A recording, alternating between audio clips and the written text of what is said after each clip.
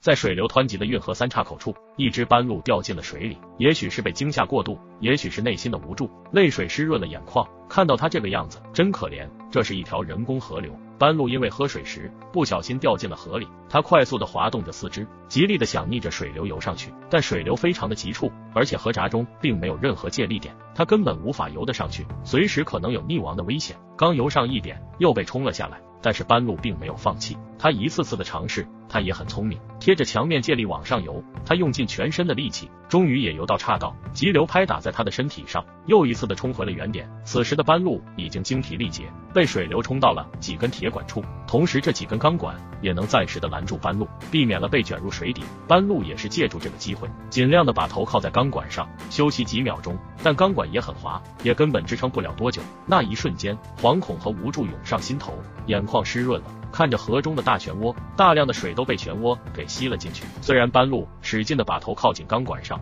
但抵挡不住急流，它的整个身体一直的被漩涡往下吸，整个身体都快被漩涡转进去了。但斑鹿并没有放弃，一直在努力挣扎。如果没有人类的帮助，斑鹿想靠自己的努力脱险几乎是不可能的。还好它是幸运的，正好有一位小伙路过，他也被发现了。小伙看到斑鹿这么可怜，决定伸出援助之手。小伙来到闸门前，看到斑鹿无助的样子，不懂怎么办。在思考后，小伙刚开始找来一条裤子，试图用裤子套住斑鹿的脖子，这样让斑鹿正常呼吸，同时也防止斑鹿被漩涡给转进去。随后去通知了不远处的同伴，他们过来帮忙。这下估计斑鹿被救机会又大了许多。几个小伙光着脚丫就下去了，其中一个小哥抓住了鹿角，试图把它从水中拖上来。见状，另一位小哥也赶紧过来帮忙。斑鹿已经没有半点力气了，也许他知道小伙是来救自己的，并没有挣扎。小伙们终于把斑鹿的上半身拖了上来，但也面临了难题，斑鹿的两条后腿牢牢地卡在了钢管之间，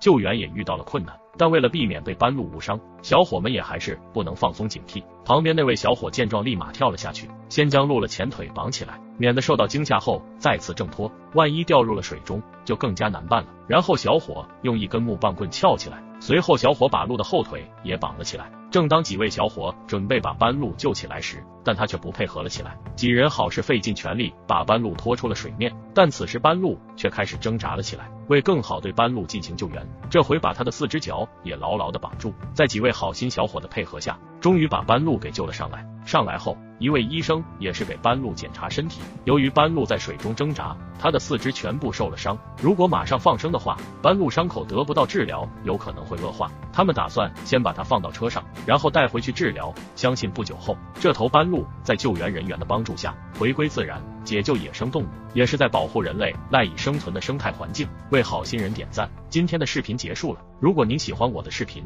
别忘记了关注点赞，谢谢大家的观看。